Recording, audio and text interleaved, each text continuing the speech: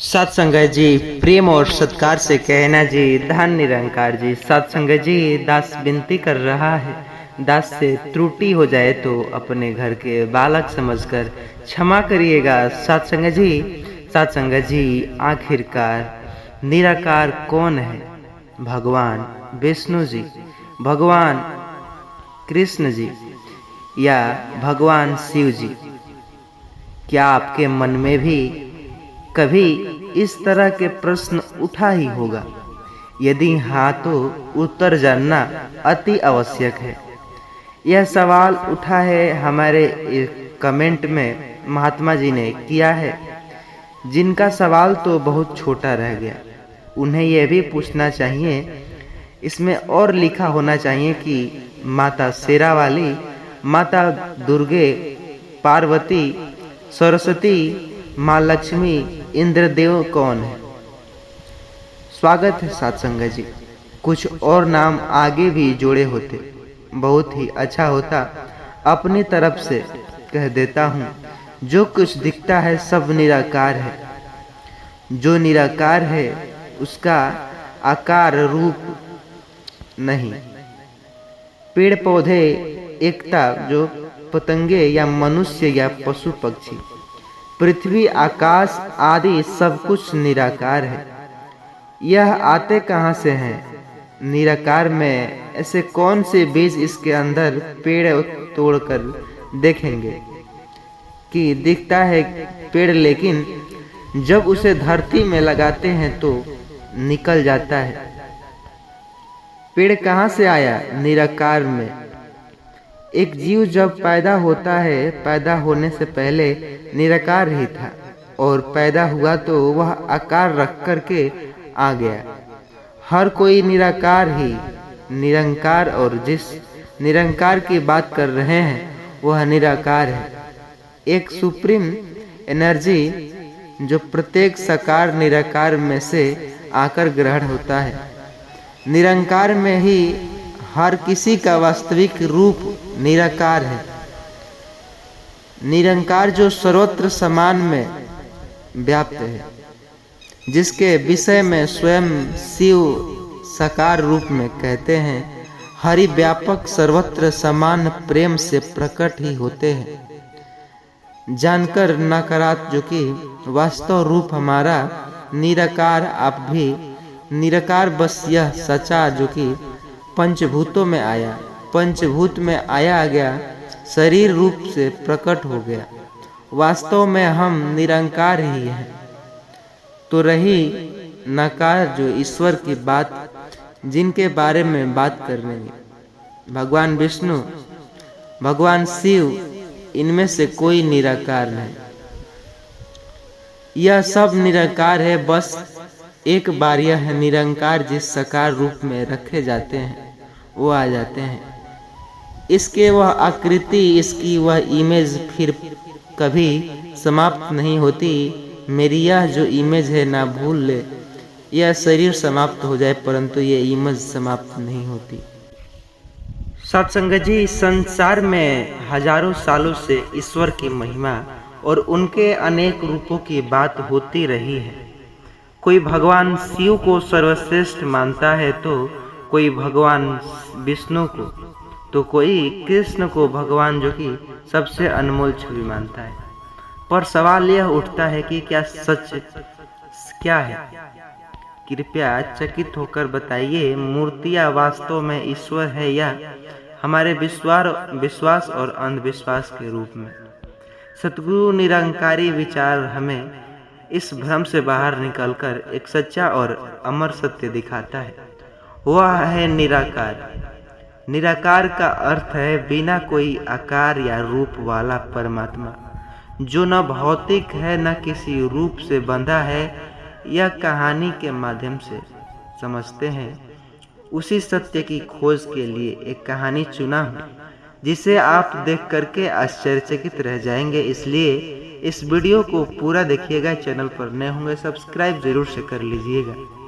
आइए उस सफर की ओर चलते हैं जहां भक्ति, विश्वास और अंधविश्वास और सच्चाई के बीच की दीवारें टूटी हैं।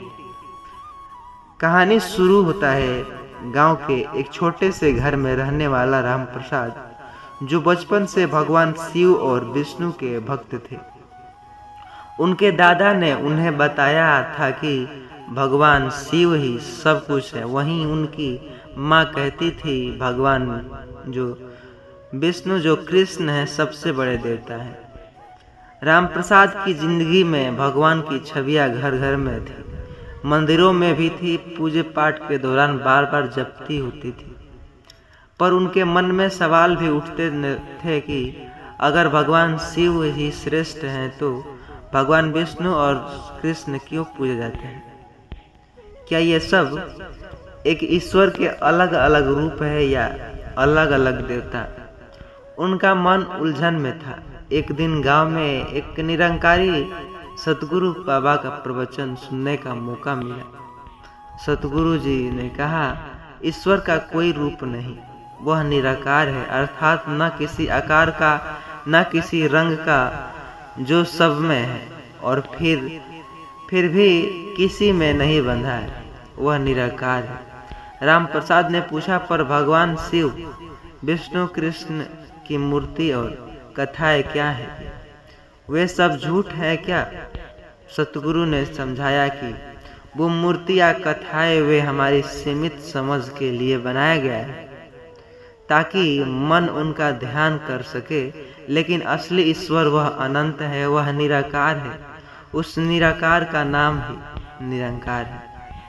रामप्रसाद ने सोचा, अगर भगवान का कोई रूप नहीं होता तो फिर मैं कैसे पूजा करूं? सतगुरु जी ने कहा, माँ, जो पूजा मन में होती है, जो दली होती है, न कि मूर्ति में होती है। तुम अपने मन को शुद्ध करो, अपने अंदर उस निराकार को पहचानो। जब तुम निरंकार की भक्ति करोगे तब तुम्हें सच्चा सुख मिलेगा। रामप्रसाद ने निरंकार ध्यान शुरू किया। धीरे धीरे उसने महसूस किया कि मन का शोर कम कर सकता है, उसका दिल एकाग्र हो सकता है। रामप्रसाद के गांव के लोग आज भी मूर्ति पूजा और अंधविश्वास में उलझे थे। कोई तंत्र मंत्र का सहारा लेता तो कोई जाति और पूजा पद्धति में फंसा रहता। रामप्रसाद ने अपने अनुभव से उन्हें समझाया कि असली भगवान निराकार है और अंधविश्वास हमें भ्रम में डालता है। धीरे धीरे गांव में परिवर्तन आया। कई लोग सतगुरु निरंकारी विचार से जुड़ने लगे। सत्संग में बताया गया कि महात्मा जी कहे, निराकार वह परम शक्ति है जो शिव में विद्यमान है, वह परम सत्य है जो जन्म और मृत्यु से परे है। जो भी उनकी भक्ति करता है उसे जीवन में सुख, शांति और मोक्ष प्राप्त होता है। रामप्रसाद ने देखा कि जब उसने निराकार की भक्ति की तो उसके जीवन की समस्या कम हो गई, वह भय से मुक्त हुआ। रामप्रसाद ने समझ लिया कि जो भगवान के नाम पर मतभेद और विवाद करते हैं वे भगवान के स्वरूप को नहीं समझते।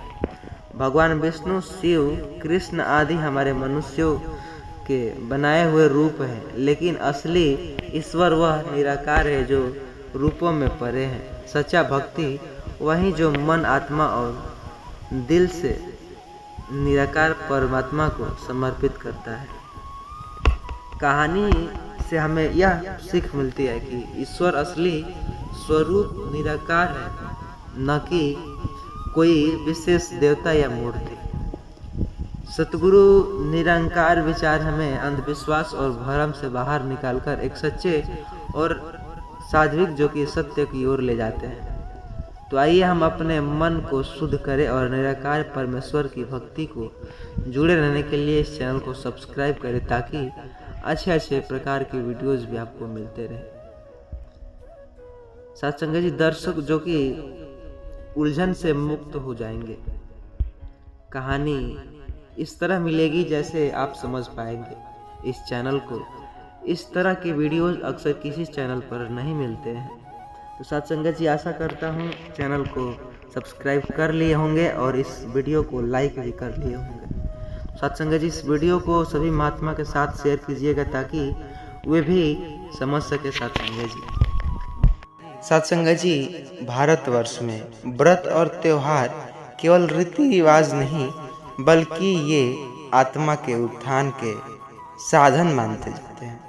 विशेषकर निर्जला एकादशी, जिसे वर्षों पहले मानो तो अक्सर वर्षों से चले आ रहे सबसे कठिन और पुण्यदायी एकादशी, इसे निर्जला एकादशी को कहा गया है। इसके विषय में जनमानस में कई विश्वास और भ्रांतियां व्याप्त है। लोग कहते हैं इस दिन सिर्फ एक विशेष चीज खा ली जाए तो लक्ष्मी माता आपके घर से नहीं जाती। कोई कहता है वो चीज तुलसी है, कोई कहता है खजूर है, तो कोई कहता है महज जल भी नहीं पीने चाहिए। लेकिन सवाल यह है कि क्या इन बातों में कोई सच्चाई है? क्या सच में ऐसा कुछ होता है? क्या एक विशेष चीज खा लेने से जीवन में लक्ष्मी दौड़ी चली आती है क्या? या सिर्फ एक अंधविश्वास है? निरंकारी विचार के माध्यम से सत्संग जी समझते हैं आज की यह कथा के माध्यम से केवल एक लोक कथा नहीं होगी, बल्कि एक आध्यात्मिक यात्रा भी है, जिसमें हम मिलेंगे एक निर्धन परंतु भक्ति परायण किसान रघुनाथ से, एक ऐसा व्यक्ति जिसने निर्जला एकादशी पर केवल एक चीज खाई और उसका भाग्य रातों रात बदल गया मानो।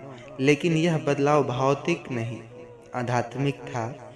सच मायने में लक्ष्मी के आने का क्या अर्थ है, ये उसने जाना सतगुरु निरंकारी बाबा के विचारों से।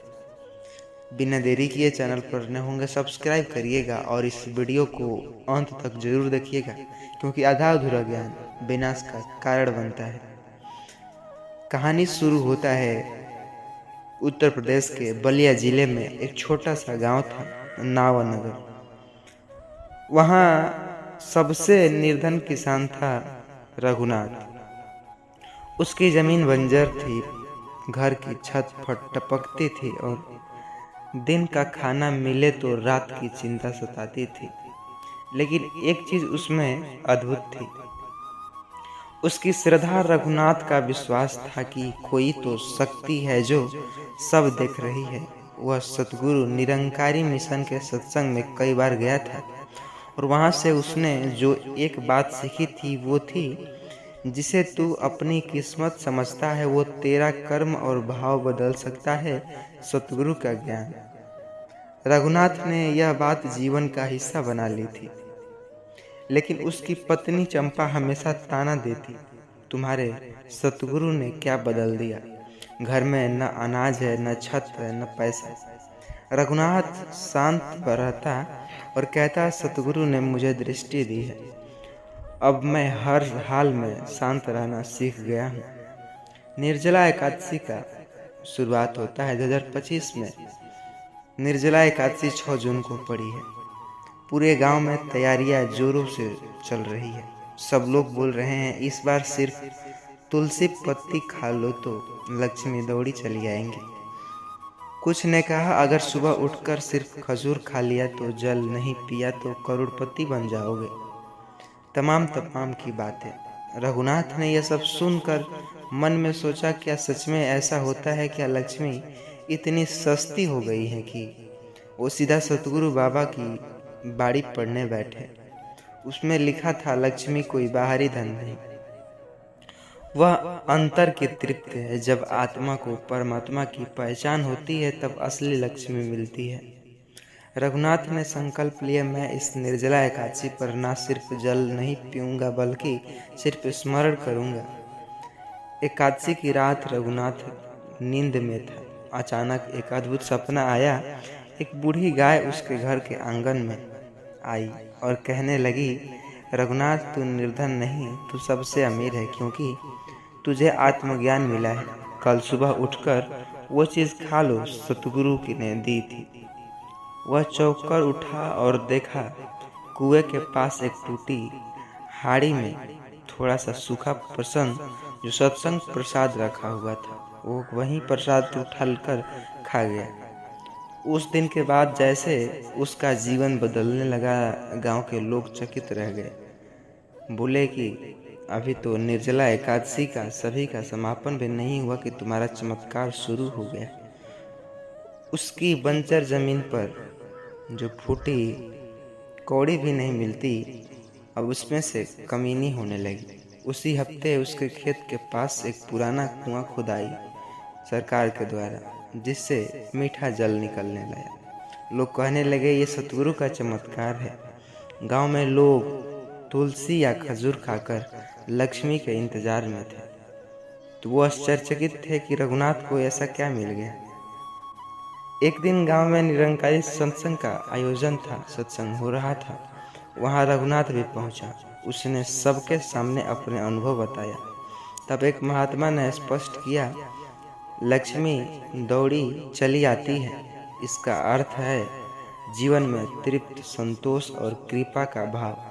ये केवल एक चीज खाने से नहीं आता, ये आत्मज्ञान, भक्ति और निष्काम सेवा से आता है। लोगों की आंखें भर आई। सबने अपने अपने भ्रम त्याग दिए। रघुनाथ अब केवल एक किसान नहीं था, गांव का पथ प्रदर्शक भी बन गया था। उसके घर में न सोना आया न नोटों की गड्डियां, लेकिन उसका मन इतना संतुष्ट था कि वह हर समय लक्ष्मी का वास प्रतीत होता। उसमें गांव के हर व्रती को एक बात बताई, अगर किसी दिन केवल तुलसी या खजूर खा लेने से धन आता तो हर भिखारी करोड़पति होता, लेकिन उस दिन आत्मज्ञान से जीवन में चेतना आ जाए तो तुम सबसे अमीर हो जाते। निष्कर्ष यह निकलता है कि निर्जला एकादशी पर केवल जल न पीना ही तप नहीं, असली तप है अपने मन को शांत करना, अपने कर्म को शुद्ध करना, परमात्मा के साथ जुड़ जाना। लक्ष्मी माता कोई बाहरी देवी नहीं, वह हर उस आत्मा में प्रकट होती है जो दैव के त्याग कर एकत्व को अपनाता है। इसलिए इस एकादशी पर अगर कुछ खाना ही है तो सतगुरु की बाड़ी खाइए, सेवा का फल खाइए और प्रेम का मिठास खाइए, तभी दौड़ी चली आएंगी माता लक्ष्मी। सत्संगत जी, अक्सर इस तरह के वीडियोस तो मिल ही जाएंगे कि ये खा लो तो करोड़पति बन जाओगे यूट्यूब पर।